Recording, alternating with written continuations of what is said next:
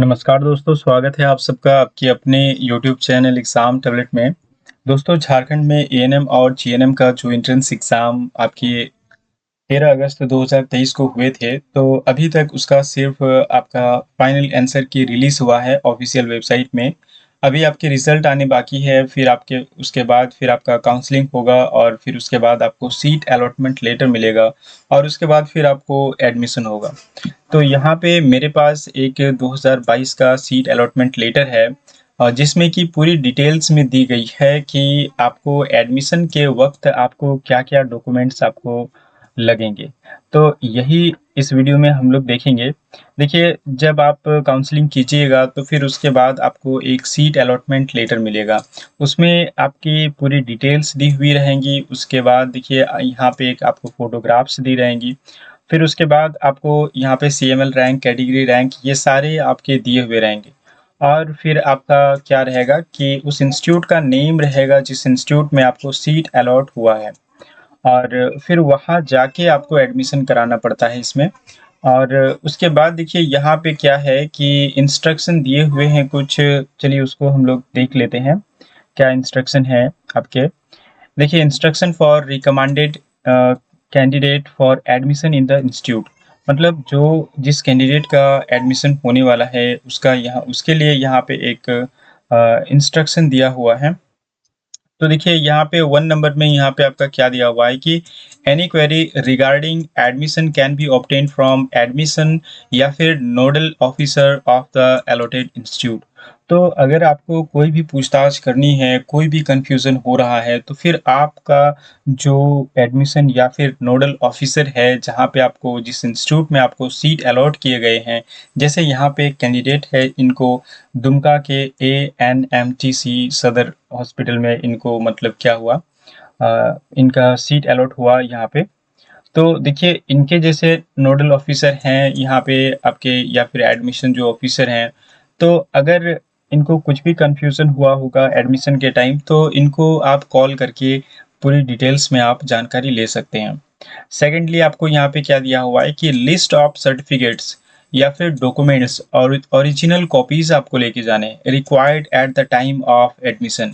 तो आपको देखिए जो लिस्ट है क्या-क्या आपको सर्टिफिकेट लगेंगे या फिर डॉक्यूमेंट्स लगेंगे और ये सारे के सारे ओरिजिनल आपको लगेंगे, ज़ेरॉक्स नहीं, ओरिजिनल लगेंगे आपको, ओरिजिनल कॉपीज़ देखिए यहाँ पे लिखा हुआ है, ठीक है? तो देखिए आपको क्या-क्या लगेंगे। फर्स्ट में आपका हो गया this provisional seat allotment letter. तो आपका जो 2023 में काउंसलिंग होगा और उसके बाद फिर आपको जो सीट अलॉटमेंट लेटर मिलेगा, तो वो आपको अलॉटमेंट लेटर सबसे पहले आपको लेके जाना है। और सेकेंडली उसके बाद देखिए नेक्स्ट आपका क्या दिया हुआ है कि admit card, marksheet and passing certificate of intermediate.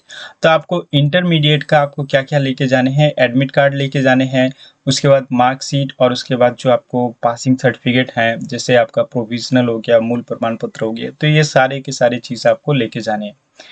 उसके बाद नेक्स्ट क्या हो गया local resident certificate issued by circle officer. तो अगर आप लोकल रेसिडेंट में यस किए हैं, तो फिर आपको क्या लगेगा ये लोकल रेसिडेंट का सर्टिफिकेट लगेगा, जो कि आपका सर्किल ऑफिसर या फिर सब डिविज़नल ऑफिसर यानी जो एसडीओ होते हैं या फिर सिविल के या फिर डिप्टी जो कमिश्नर होते हैं यानी डीसी जो होते हैं झारखंड स्टेट के, तो ये आपके मतलब किसी भी जो ज़िले के होते हैं, तो वहाँ से जो आपका लोकल रेसिडेंट सर्टिफिकेट इशू होता है, तो आप उसको ला सकते हैं, दिखा सकते हैं।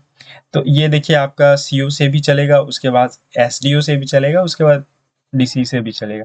तो आप किसी से भी जो सीओ है या फिर एसडीओ है या फिर डीसी है, कहीं से भी आपने निर्गत कराया है, इन तीनों जगह से अगर इशू कराया है लोकल रेसिडेंट सर्टिफिकेट, तो फिर आप वो आपका क्या होगा, मान्य होगा।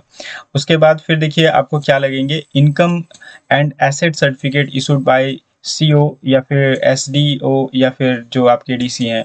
और ये कैसे केस में लगेंगे, तो ये देखिए in case of EWS seat, अगर आपको जो सीट अलॉट हुए हैं, ये सीट आपको अगर ईडब्ल्यूएस के तहत मिला है, तो फिर आपको क्या लगेगा, तो फिर आपको लगेगा ये आपका इनकम एंड एसेट सर्टिफिकेट आपको लगेगा। ठीक है? और ये भी आपको इशू होना चाहिए कहाँ, सीओ से, एसडीओ से या फिर डीसी से।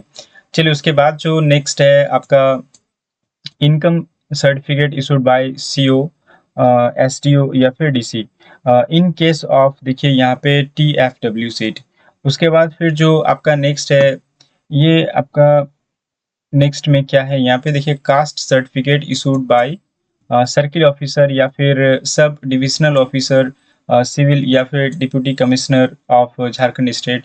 तो ये देखिए आपका इन केस ऑफ किस में लगेगा, कैटेगरी सीट जिसमें आपको अलॉट हुई है। तो अगर आपको देखिए कास्ट सर्टिफिकेट सिर्फ उन्हीं को लगेगा जिनको मान लीजिए किसी कास्ट के कैटेगरी के तहत उनको सीट अलॉट हुए हैं। देखिए जनरली जो सीट अलॉट होते हैं जिनके मार्क्स अधिक रहते हैं उनको आगे सीट अलॉट किया जाता है, तो देखिए उनको जनरल कैटेगरी में ले लिया जाता है। फिर आप बीसी 1 से बिलोंग करते हैं या फिर बीसी 2 या फिर एससी एसटी कोई भी कैटेगरी से हो, फिर वो वहाँ पे उस मतलब उसमें क्या होता है कि आपको जनरल कैटेगरी के तहत आपको सीट अलॉट हो जाता है। अगर आपके मार्क्स बहुत अच्छे हैं, रैंक बहुत कम है तो। और जो नीचे के ये इसलिए किया जाता है ताकि जो कैटेगरी वाइज मतलब जो कम मार्क्स वाले स्टूडेंट हैं उनको भी लिया जा सके, तो इस तरीके से ये लोग लेते हैं। और यहाँ पे देखिए आपको कास्ट सर्टिफिकेट सिर्फ उन्हीं को लगेगा। जैसे मान लीजिए आप बीसी 1 से अगर बिलोंग करते हैं और आपने बीसी 1 फिलअप किया है या फिर बीसी 2 या फिर एससी एसटी कोई भी कास्ट कास्ट से बिलोंग करते हैं, तो वहाँ पे अगर आपको जो सीट अलॉटमेंट लेटर होगा, ठीक है, तो देखिए यहाँ पे जैसे ये कैटेगरी वाइज यहाँ पे दिया हुआ है, लेकिन आपको बीसी 1 के यहाँ पे लिखा हुआ है, इनका कैटेगरी लिखा हुआ है, यहाँ पे ये नहीं लिखा हुआ है कि कैटेगरी वाइज इनको सीट अलॉट हुआ है या नहीं हुआ। तो देखिए देखिए यहाँ पे आपको दिया हुआ है कि कैटेगरी थ्रू विच अलॉटेड, तो अनरिजर्व्ड कैटेगरी के तहत इस कैंडिडेट को सीट अलॉट हुए हैं, जबकि ये कैंडिडेट क्या है, बीसी 1 कैटेगरी का है।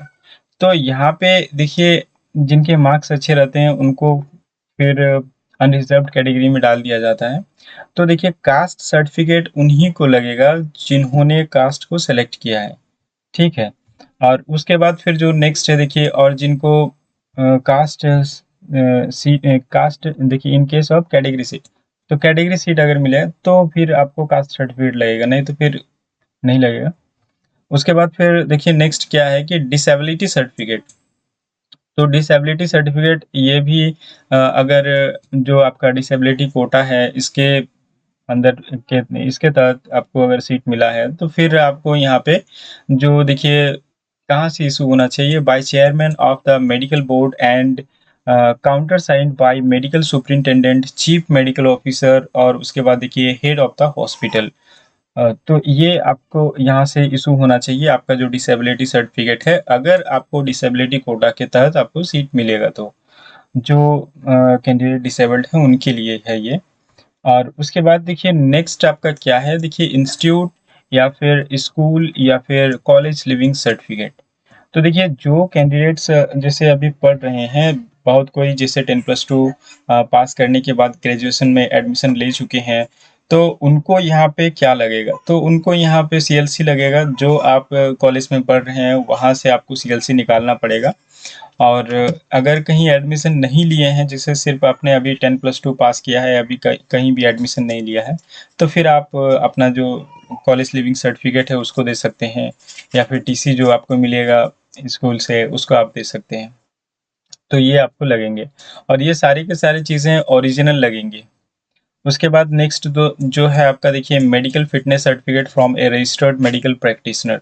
तो किसी भी रजिस्टर्ड जो मेडिकल प्रैक्टिशनर है उससे आप मेडिकल फिटनेस सर्टिफिकेट आप बनवा के ले जा सकते हैं। और उसके बाद देखिए 1 set photocopies of all the above concern certificate या फिर डॉक्यूमेंट्स। तो जो यहाँ पे लिस्ट में आपके दिए हुए हैं इन सब के एक एक फोटोकॉपी आपको लेके जाने पड़ेंगे। और फिर आपको देखिए क्या लेके जाना है, 6 copies of recent coloured passport size photograph of the candidate. और उसके बाद आपको 6 कॉपीज जो रिसेंट के हाल ही फिलहाल के जो आपके रहेंगे फोटोग्राफ्स पासपोर्ट साइज के, तो इसको आपको लेके जाने, कलर्ड पासपोर्ट लेके जाने साइज। तो ये सारे यहाँ पे आपके पूरे के पूरे लिस्ट दी हुई है। तो यही आपको भी 2023 में जब आपका काउंसलिंग होगा और उसके बाद फिर आपका सीट अलॉट होगा, तो इसी तरीके से आपको नीचे इंस्ट्रक्शन में पूरी डिटेल्स में दी हुई रहेगी कि आपको क्या-क्या आपको लगेंगे। तो दोस्तों, वीडियो को अंत तक देखने के लिए बहुत-बहुत धन्यवाद और वीडियो को लाइक करें, शेयर करें और अगर आप हमारे इस चैनल में नए व्यूअर हैं, तो हमारे इस चैनल को ज़रूर सब्सक्राइब कर लीजिए और बेल आइकन को भी प्रेस कर लीजिए ताकि मैं जब भी वीडियो अपलोड करूँ, तो सबसे पहले इसका नोटिफ़िकेशन आपको मिल पाए।